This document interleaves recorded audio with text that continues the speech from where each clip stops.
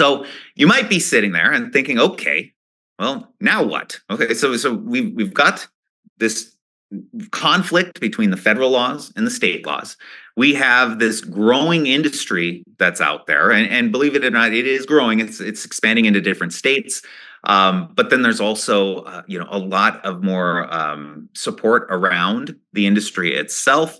There are new products that are being developed on a very frequent basis.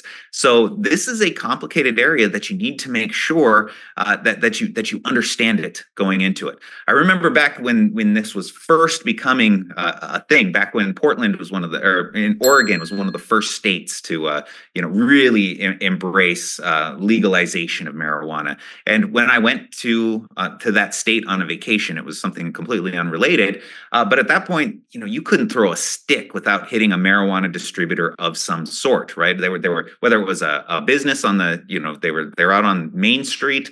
Sometimes it would just be a distributor operating out of like a mobile vehicle of some sort. But there were a lot of them all over the place.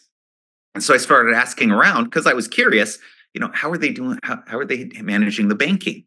And here's the thing, at that point, there were very few financial institutions that were comfortable enough to deal with a marijuana distributor of any sort.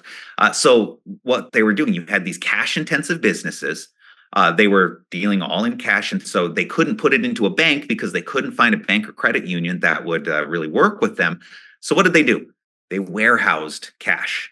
They brought the cash and they actually put them into storage facilities, and they hired private security forces to guard the cash in sometimes it was in a small community.